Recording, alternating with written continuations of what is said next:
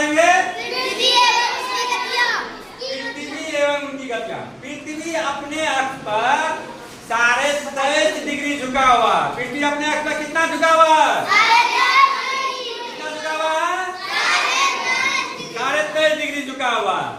पृथ्वी पश्चिम से पूरब की तरह गति करता है। पश्चिम से पूरब की तरह, लेकिन हमें ऐसा प्रतीत होता है कि सूर्य क्योंकि पूरब में उगता है और पश्चिम में लगता है डूब रहा है, लगता है ना।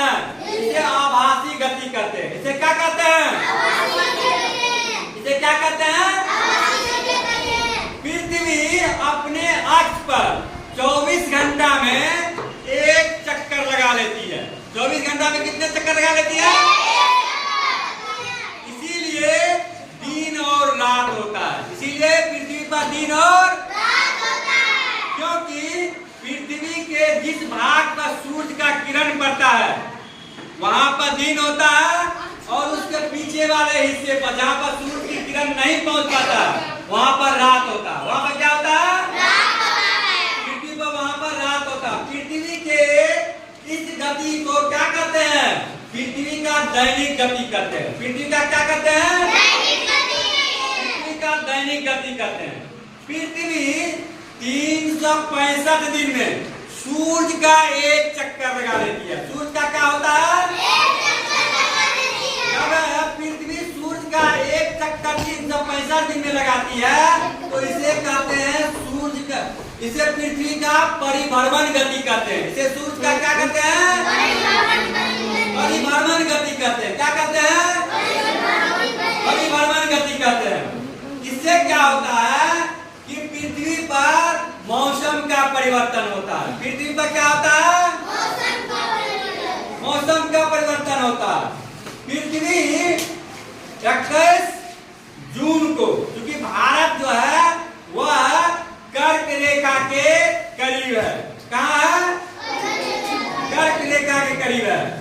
पृथ्वी को दो बराबर हिस्से में बांटने वाली रेखा को विषुवत रेखा कहते हैं। कौन सा रेखा कहते हैं?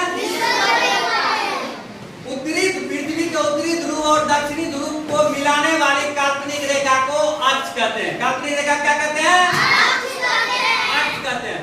भारत जो है वह कर्क रेखा के समीप है, इसलिए 21 जून को सूर्य का किरण जो है कर्क रेखा पर सीधी पड़ता है। इस वजह से यहाँ पर दिन और रात क्या होता है?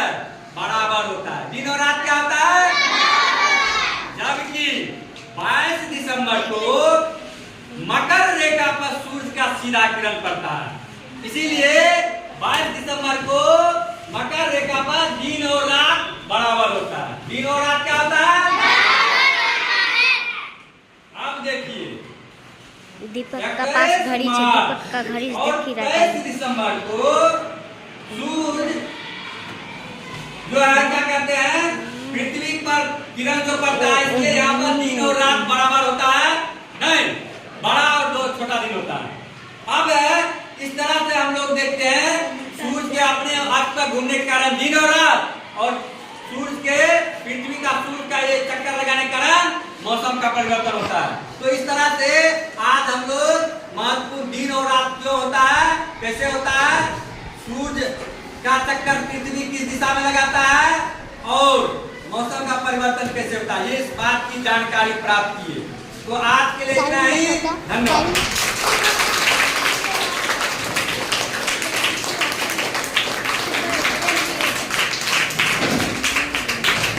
अब आप लोग इससे जुड़े प्रश्न जितने हैं वो कल बना करके ले आएंगे। चलिए अब